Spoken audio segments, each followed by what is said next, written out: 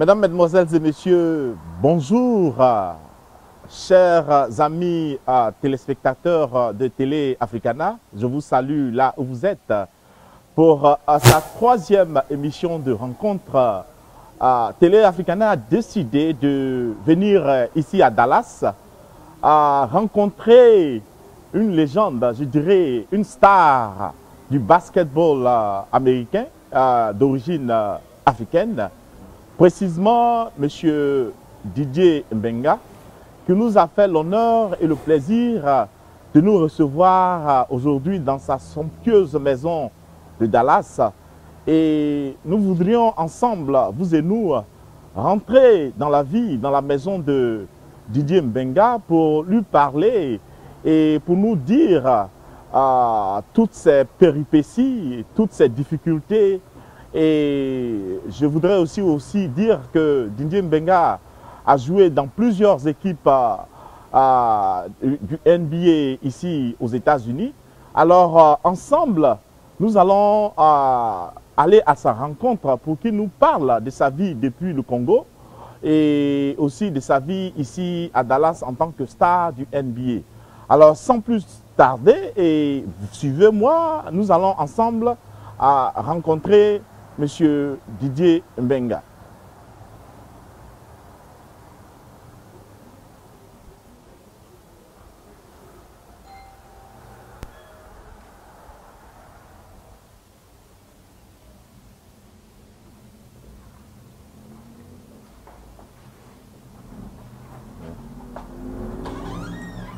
Allô? Allô? Monsieur Didier Mbenga? Oui, salut. Bonjour, comment vous allez? Ça va très bien. Ok.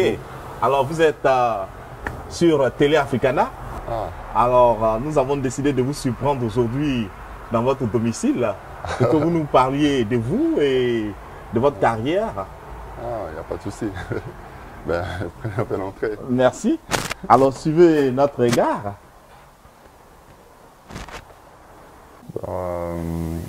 D'abord, merci de me donner cette opportunité de passer me voir ici. C'est vraiment une grande surprise. Et voilà, Didier, c'est juste une personne comme tout le monde. C'est un jeune qui est né et grandi en Afrique, qui a émergé en Europe et qui a travaillé dur pour atteindre ses objectifs qu'il avait. C'est aussi un jeune comme tous les jeunes qui a aussi des envies, qui veut aussi faire partie de ce rêve-là, comme tous les jeunes. Donc voilà pourquoi j'avais pris tout à cœur de donner tout ce que j'ai pour arriver à ce niveau où je suis. Ok. Avant qu'on ait dissèque votre parcours sportif, je voudrais qu'on reste un peu au Congo. Alors, le Congo, c'est un grand pays. Et je voudrais aussi signaler que on parle du Congo-Brazzaville et du Congo-Kinshasa. Alors, Didier Mbenga est de quel Congo? D'abord, je suis africain, comme j'aime bien le dire.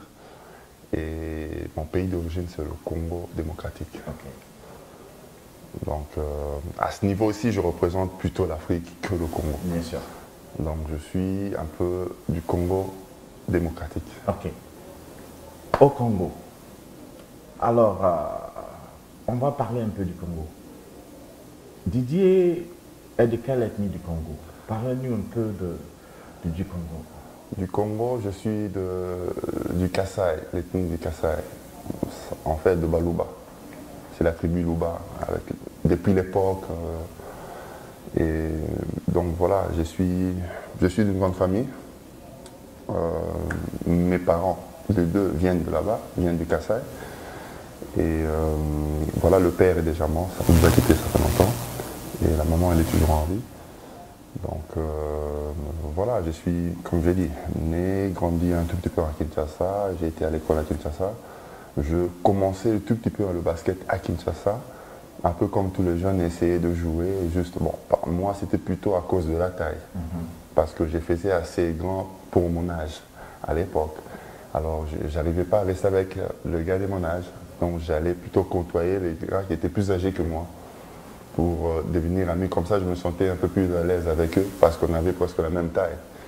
Mais quand j'allais le côtoyer, ça arrivait qu'on me ramenait toujours dans la même histoire. On me disait, mais voilà, toi, tu dois faire le basket, toi, tu dois faire le basket. Et moi, ça ne m'intéressait pas. Avant qu'on ne parle de votre atterrissage en Belgique, parlez-nous de votre famille au Congo. Vous avez tout de suite dit que vous êtes une grande famille. Combien vous êtes? Frères, sœurs, vous êtes... Vous savez, nous les Africains, nous sommes en 21 dans la famille. Nous sommes en 21, j'ai 21 frères et sœurs. Bien sûr, vous comprenez quand je dis nous Africains, donc le papa a différentes femmes. Donc voilà, on se connaît tous, on s'aime bien, et on se supporte de la manière dont on peut. Et aussi, c'est aussi un groupe qui est vraiment très soudé. Et voilà, il y a le respect, surtout chez nous en Afrique, vous savez, le respect, c'est un fondement de tout. Et voilà, on est là, chacun essaye de s'en sortir à sa manière, et on s'entraide, voilà. Alors, vous avez tout dit que vous êtes 21. Alors, vous êtes le premier, l'avant-dernier? Non, si je dois mettre dans le 21, moi je pense que je suis dans le 18e. Ah, donc vous êtes un des plus bébés. Je suis le plus jeune. Est-ce que vos frères ils sont tous au Congo, d'autres vivent en Occident? Oui, il y en a. J'ai de la chance dans ma famille, un peu d'avoir. On a des sportifs, on a un peu une divergence. Donc il y a un médecin, il y a un peu businessman, il y a tout le monde qui essaie un peu de s'en sortir. Bon, et tous ne vivent pas au Congo. Il y a un médecin qui vit au Congo. Il y a ma soeur qui vit au Congo si elle est mariée. Donc, plusieurs de mes soeurs, elles sont mariées, elles sont au Congo. Et il y a mon frère, un de mes frères, mon jeune frère, qui vit avec moi ici, qui vient d'ailleurs de finir ses études. Et il y a mon autre frère qui vit en Angola, qui fait du business là-bas. Il y a mes autres frères qui vivent en Belgique, en Europe, un peu partout. Et j'ai même un frère qui est pasteur en Europe. Donc voilà, tout le monde est là. Et la maman qui vit en Belgique. Okay. Est-ce que vous pouvez dire que votre existence au Congo, est-ce que Didier avait une famille qui avait des difficultés à joindre les deux bouts, ou bien Didier était dans une famille quand même, comme on l'appelle dans le jargon africain, aisée? Si je peux dire cela, je dirais, parce que ma famille d'abord, nous sommes une famille très chrétienne, nous croyons en Jésus, voilà, c'est très important. Et des deux, j'ai grandi, j'ai été béni en fait en grandissant. Je suis né, comme on dit, avec une sucette sur la bouche, si on peut le dire. Donc, durant mon enfance, je n'ai pas eu vraiment de problème parce que j'avais un père qui pourvoyait à mes besoins surtout. J'avais un père qui avait un certain statut social qui était bien, qui était vraiment bien, qu'on pouvait se permettre un peu de tout. On pouvait se permettre un peu de tout, des voyages, tout ça, à gauche, à droite, mais vraiment on pouvait se permettre de tout. Mais comme vous savez, c'est la vie, ça change du jour au lendemain. Et quand ça change du jour au lendemain, c'est plus la même décor. C'est plus la même décor et tout change. Mais le plus important, c'est que quand tu vis la vie là que tu avais avant, c'est de savoir comment être avec les autres.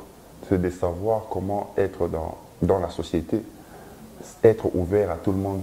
Que même si ça change un jour, même si tu vas sentir ça toi-même, que la vie n'est plus la même chose, mais au moins tous les gens qui sont tout autour de toi continuent à te respecter et viennent à ton aide et soient là, qu'ils soient là toujours pour toi. Et c'est ce qui s'est passé avec nous. Malgré tout a changé, après surtout la mort de papa, mais on continuait toujours, on essayait. On continuait, on ne vivait pas la même vie, mais on était là.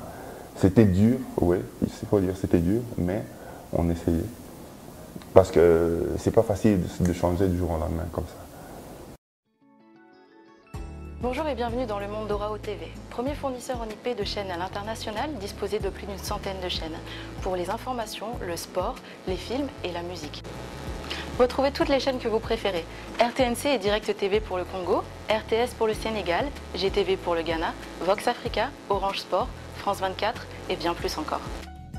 Fini l'ère du satellite et du câble, il vous suffit de brancher votre box directement à votre téléviseur. Et si jamais vous voyagez, transportez votre box n'importe où dans le monde.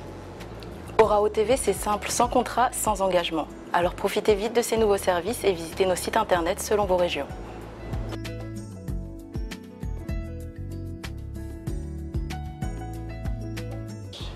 Merci et à très bientôt.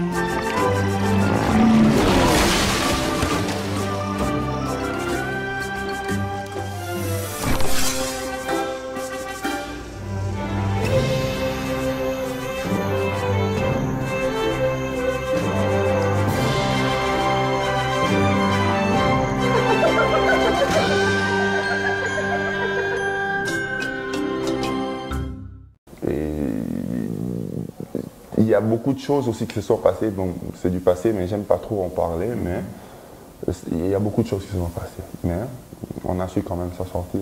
Et c'est là a fait qu'on est resté unis. On a tous essayé, on a fini nos études, tout ça, tout s'est bien passé. Et c'est pour ça que j'ai toujours donné un coup de chapeau à ma maman, parce qu'elle a dû supporter tout cela. Et voilà, c'est ça qui a fait que cette famille reste une famille unie. Beaucoup des intellos là-dedans. Et vraiment une famille qui a le pieds sur terre, en fait. Voilà. Ok. On parle du Congo. Maintenant, on va parler un peu de la culture du Kansai, là où vous venez. Ouais. Parlez-nous un peu de la musique. Parce que généralement, quand on parle du Congo, on parle, dans le temps, on a parlé des Franco, je voudrais, comment il s'appelle, le sapeur Papa Wemba. On a même parlé de plus grand chanteur avec la voix langoureuse. Kofi. Il y a Kofi Olomide. Et il chantait un peu avec Franco, je crois, il y avait une rivalité. Madilou. Non, les Madou, ils sont venus à. Mais vous, Taboulé Rochaud. Taboulé Rochaud. Donc, on sait que le Congo a produit des grands musiciens. Vous, quel genre de musique Bah, écoutez, au Congo, d'abord, il y a plusieurs ethnies. Et parmi toutes ces ethnies, il y a une richesse en fait qui est au Congo, cette richesse culturelle qu'on ne retrouve. Donc c'est un peu, si vous voulez, chaque tribu a sa manière d'exprimer, a sa manière d'exprimer sa culture. Et c'est un peu différent, mais quand ça arrive au niveau de toute l'étendue du territoire, c'est tout le monde qui écoute ça. C'est tout le monde qui adapte ça facilement. Par exemple, chez nous, au Kassai, c'est plus traditionnel. Tu ne trouves pas vraiment la musique là-bas un peu moderne, non, c'est plus traditionnel.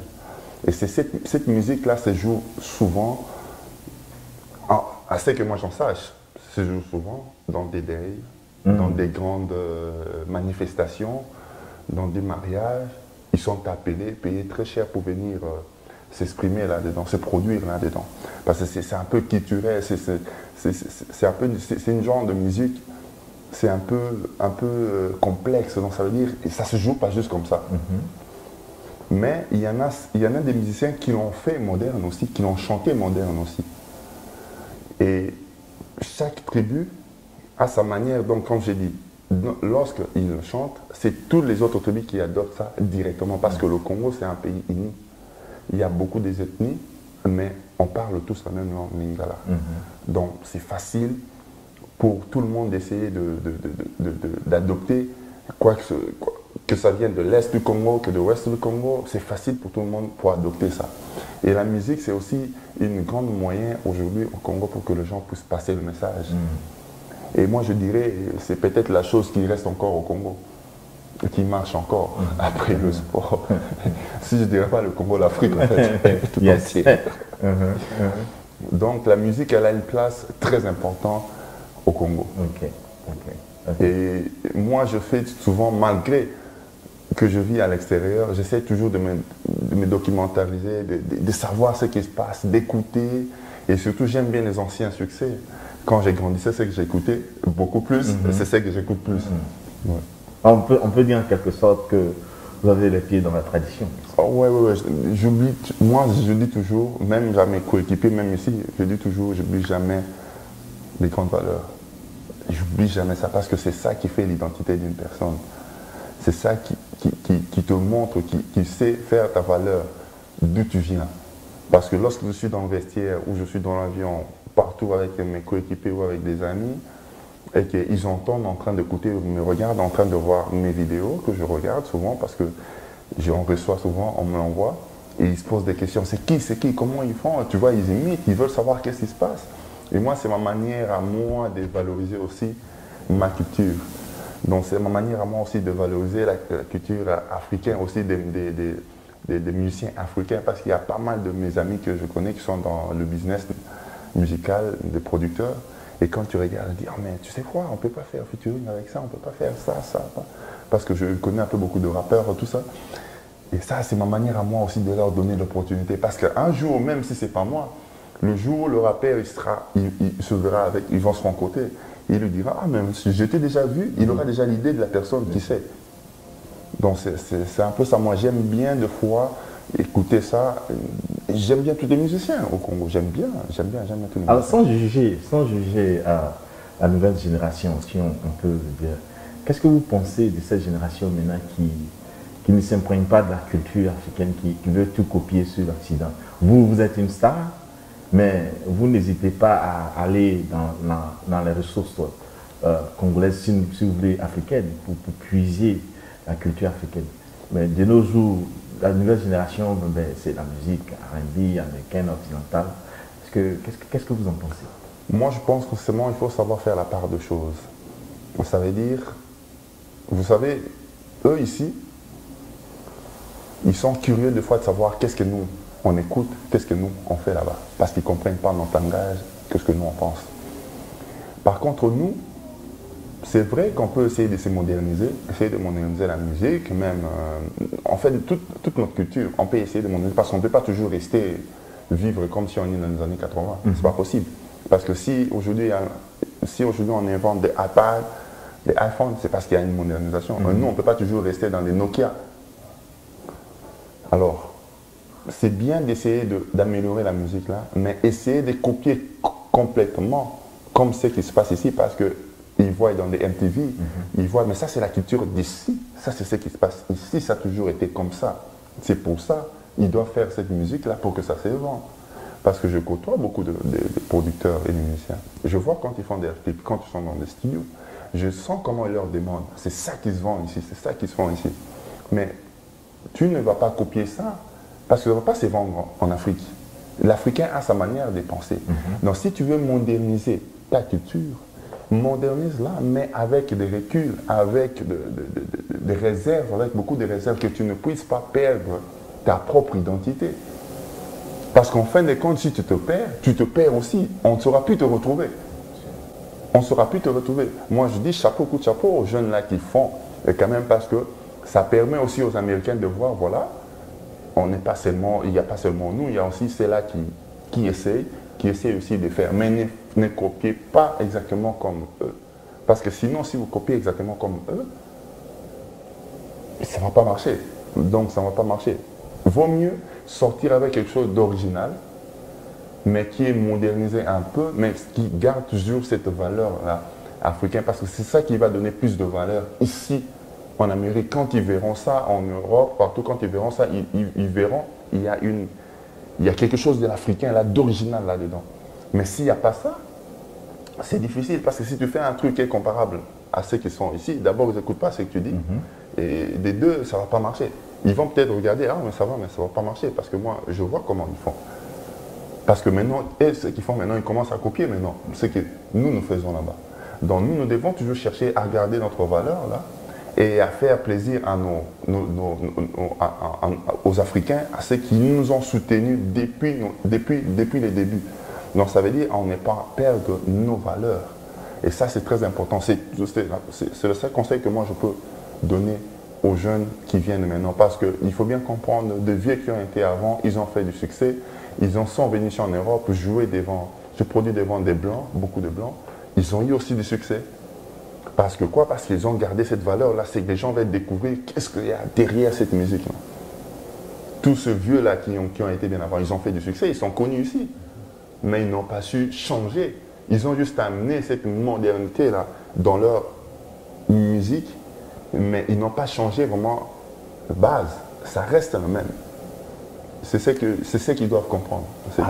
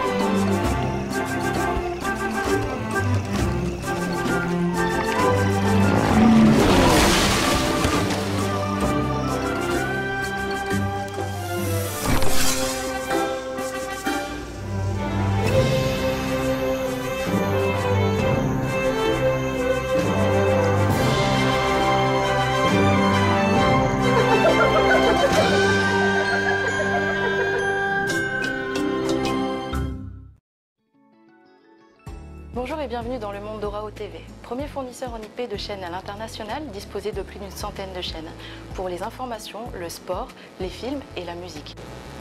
Retrouvez toutes les chaînes que vous préférez, RTNC et Direct TV pour le Congo, RTS pour le Sénégal, GTV pour le Ghana, Vox Africa, Orange Sport, France 24 et bien plus encore. Fini l'ère du satellite et du câble, il vous suffit de brancher votre box directement à votre téléviseur. Et si jamais vous voyagez, transportez votre box n'importe où dans le monde. Orao TV, c'est simple, sans contrat, sans engagement. Alors profitez vite de ces nouveaux services et visitez nos sites internet selon vos régions.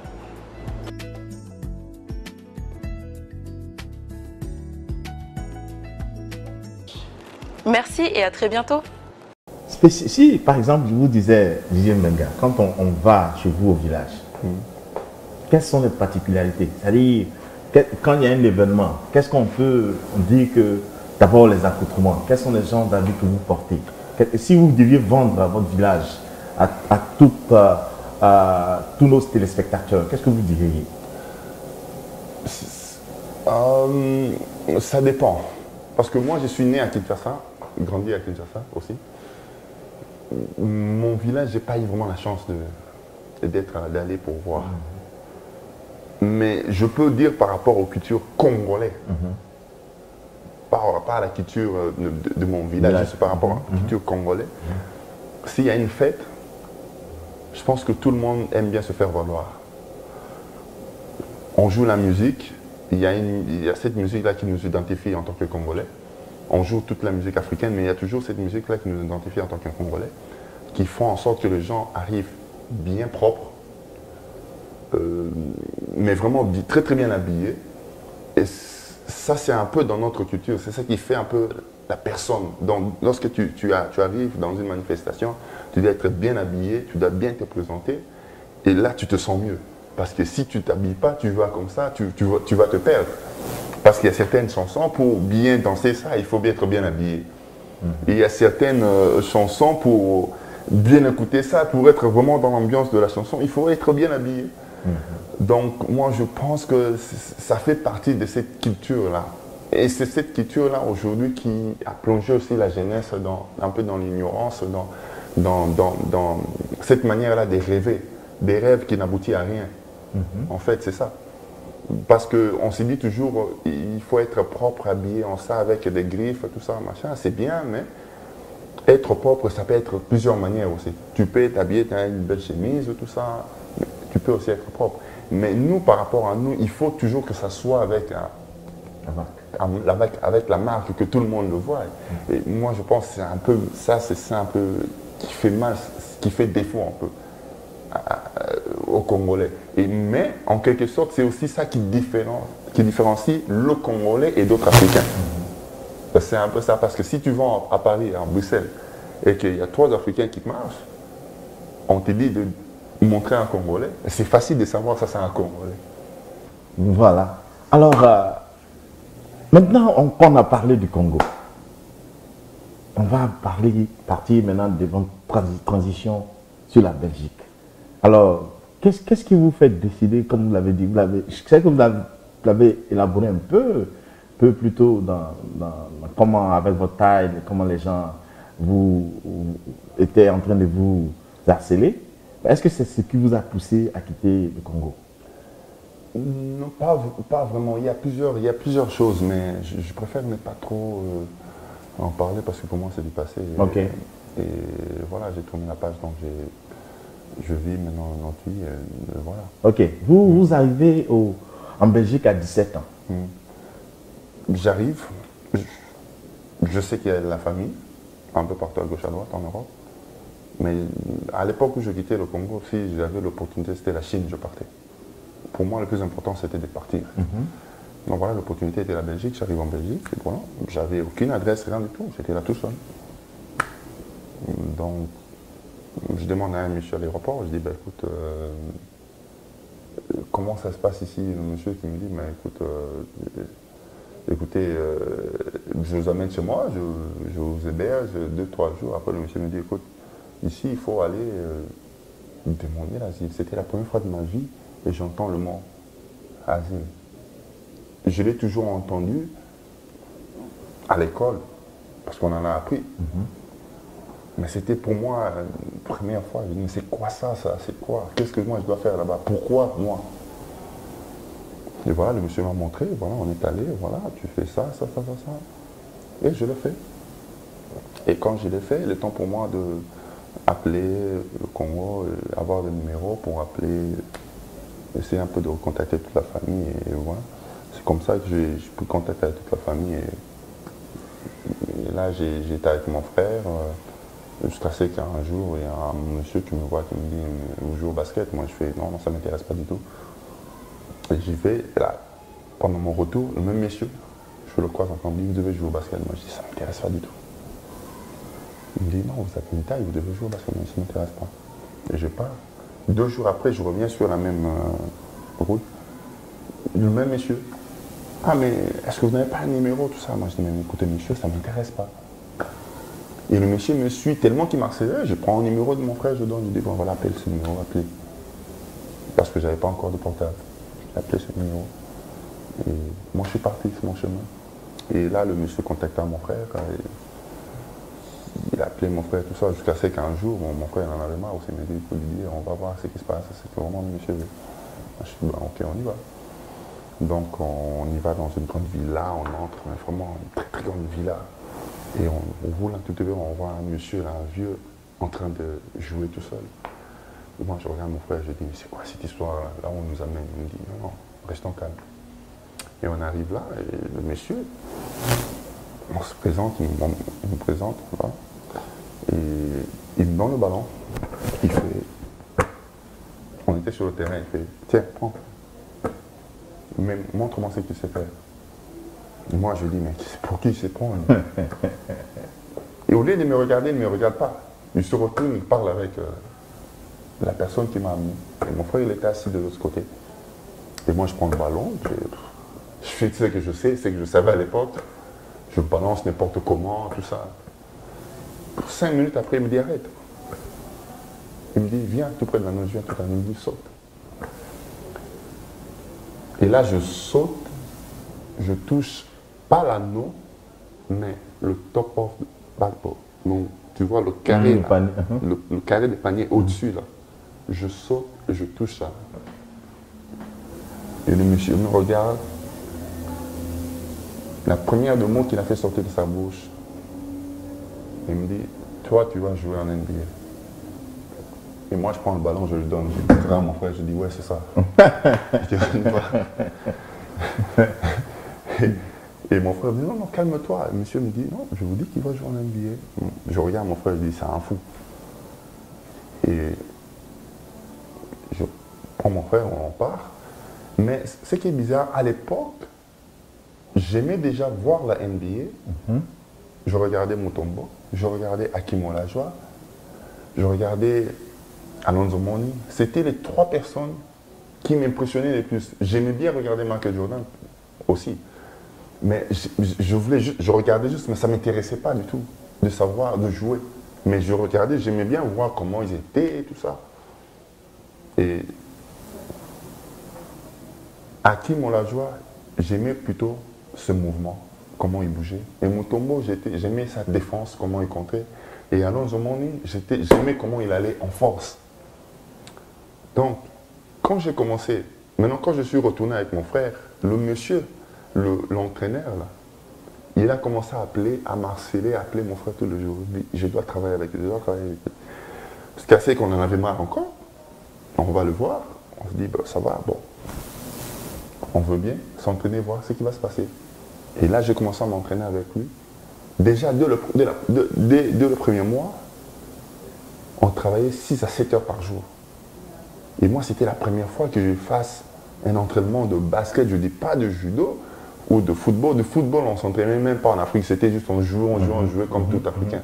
Et le judo, c'était 1 heure, 1 heure et demie d'entraînement. Et moi, c'était pour une fois, je m'entraînais 6 heures par jour.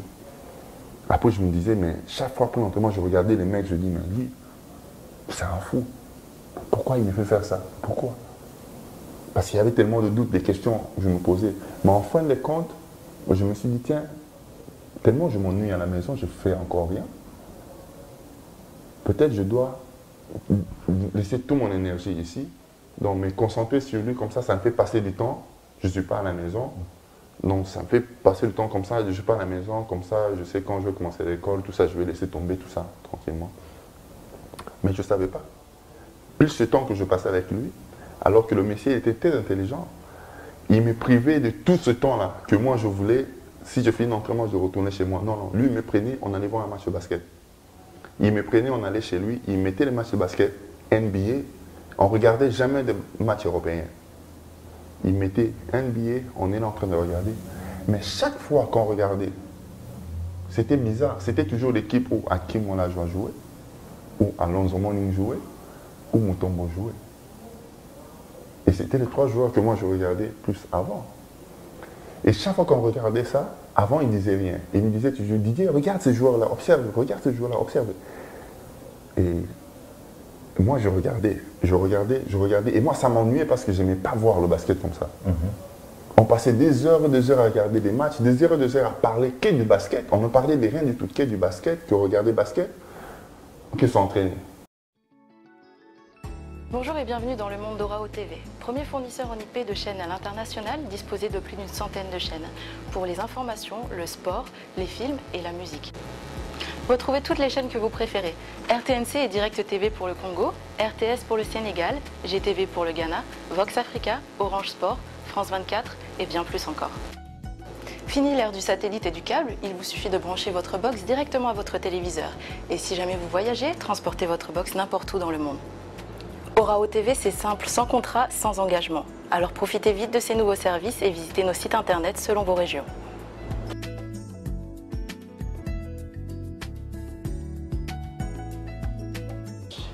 Merci et à très bientôt.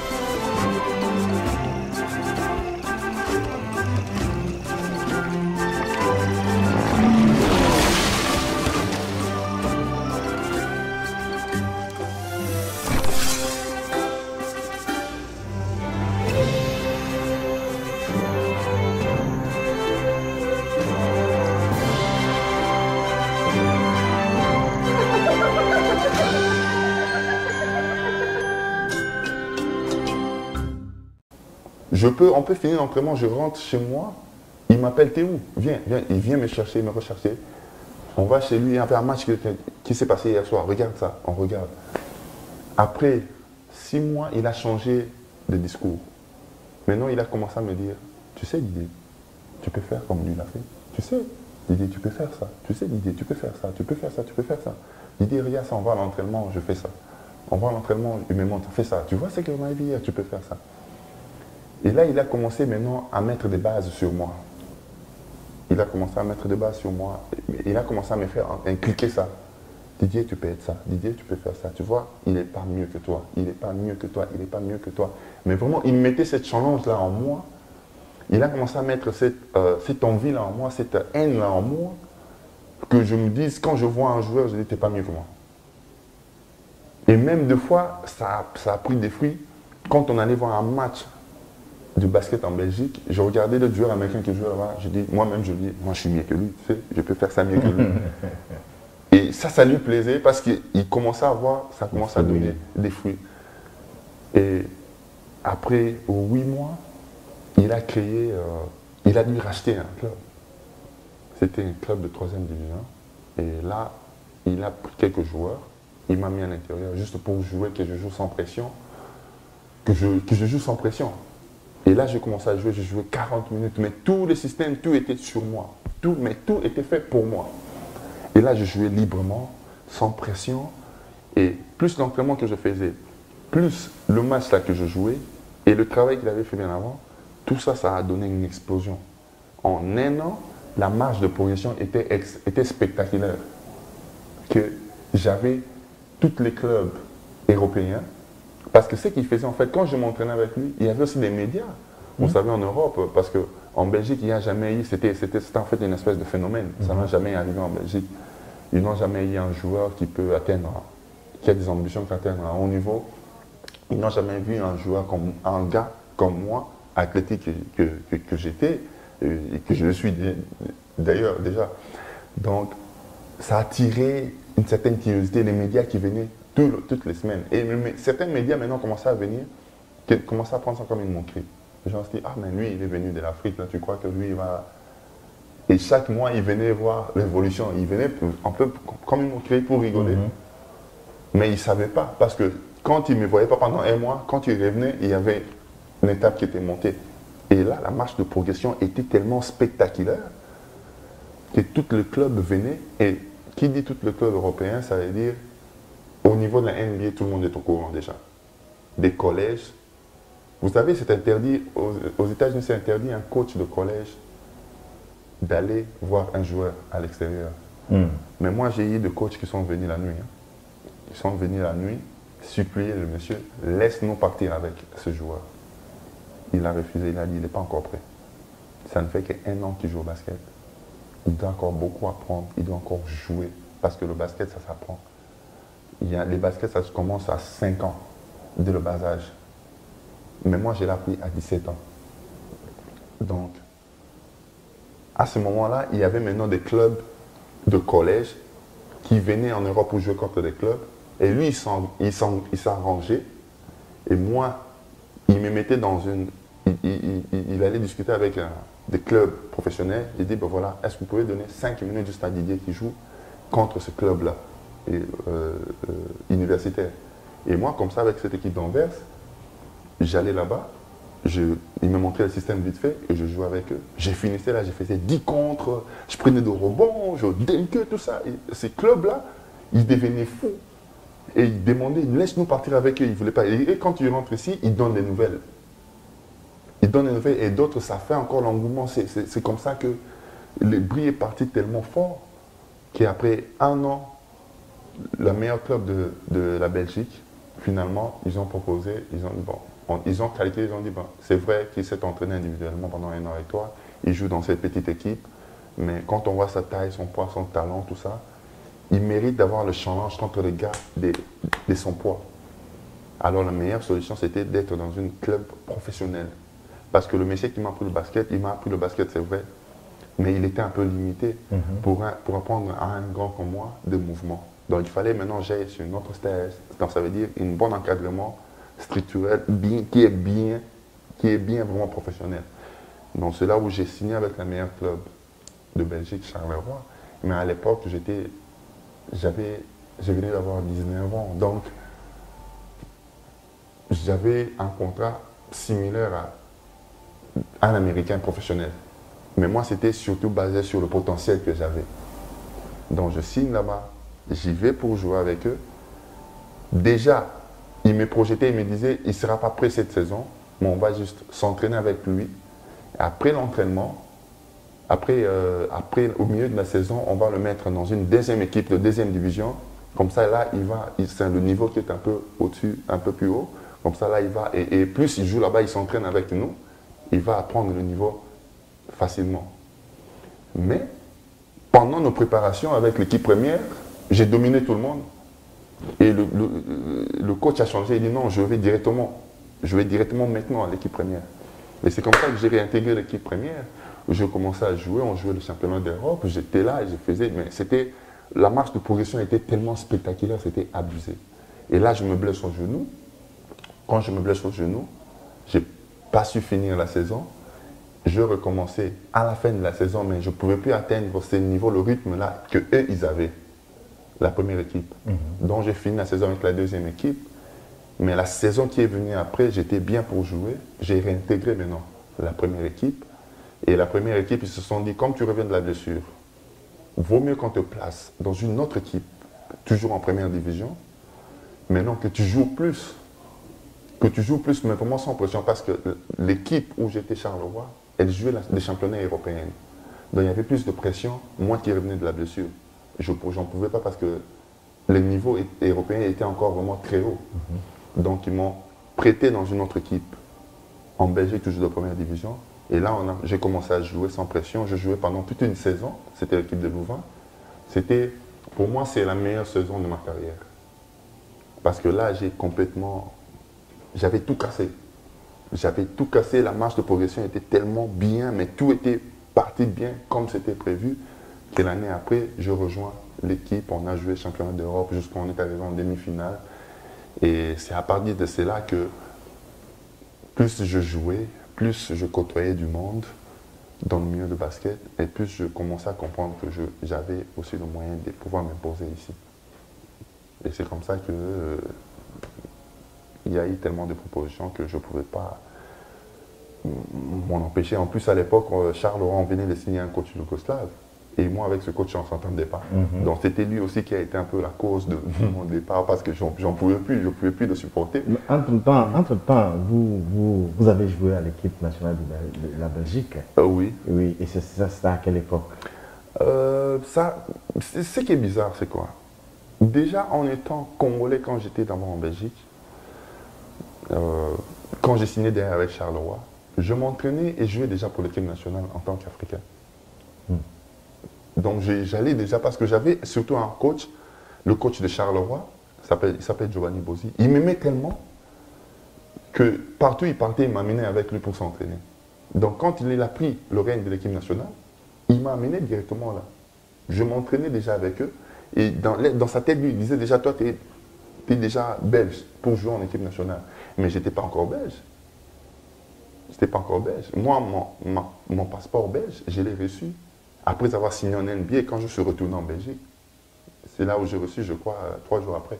Quand j'ai signé, j'ai mis ma signature en NBA et je suis retourné en Belgique. C'est là où je me suis rendu compte que non, je suis belge, on m'a donné le passeport belge.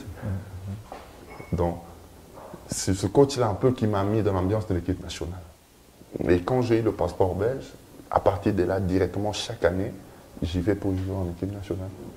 Alors, vous qui au départ n'étiez pas parti pour jouer au basket, vous dites que vous aimez le football. D'ailleurs, au football, à quel poste vous jouez? Avant ça? Moi j'étais 5, libéraux. Ah bon? J'étais libéraux. Votre taille. Moi je ne jouais pas, je te laisse passer, après je saute, je te tacle. C'est ce que je faisais. Je te laisse passer, mais je saute, je te tacle. Et aussi le judo, à quel niveau vous êtes arrêté? Ceinture noire, vous avez continué ou bien? Deuxième dan. Vraiment? Donc, vous voilà en Belgique et vous essayez au basket, vous avez des résultats que vous n'espériez pas. Alors, combien d'années vous êtes resté en Belgique avant d'intégrer le NBA?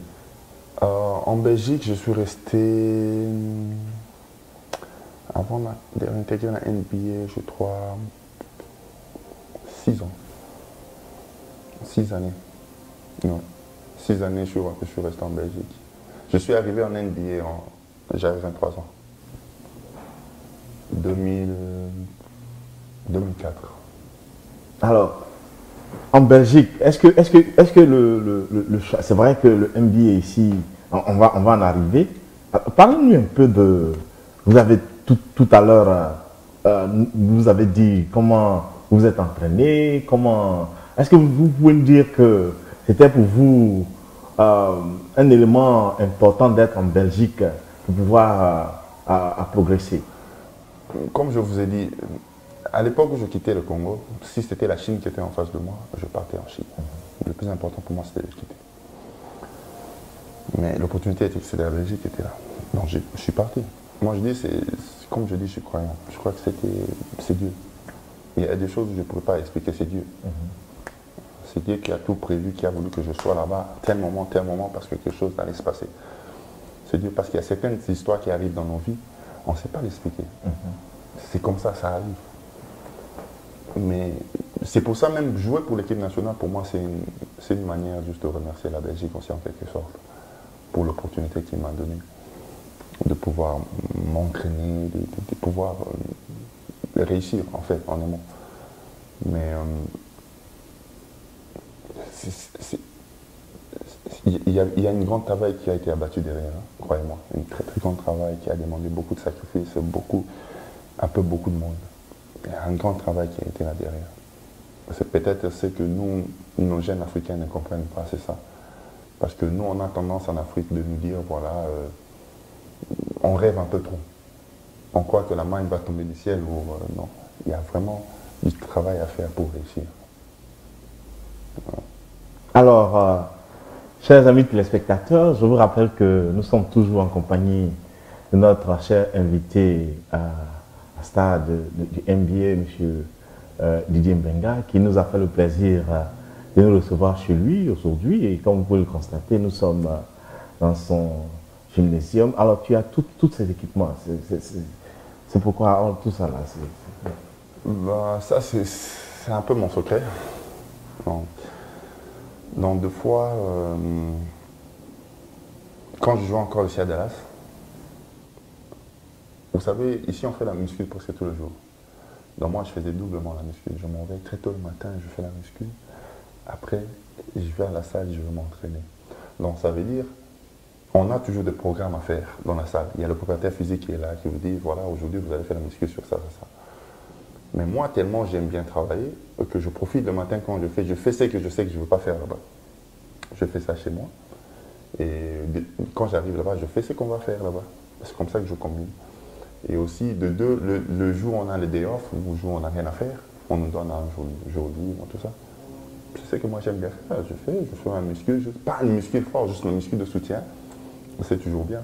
Et ça me motive, tu vois. Ça me met toujours dans l'ambiance où il y a toujours le sport tout autour de moi, même si j'ai un day off, ça me met toujours dans l'ambiance. C'est ce que j'aime bien, partout où je suis, qu'il y a toujours quelque chose qui me ramène toujours dans l'ambiance du travail que je fais. Le basket, le sport. J'aime toujours avoir quelque chose tout autour de moi. Que ça soit même dans la voiture quand je roule, soit je suis avec un ballon, soit il y a toujours quelque chose qui doit vraiment... que je sois toujours dans l'ambiance de ce que je fais. J'aime bien faire. Ok. Alors, nous allons prendre une petite pause et nous retrouvons tout à l'heure avec notre cher invité Didier Mbenga. On se retrouve tout à l'heure.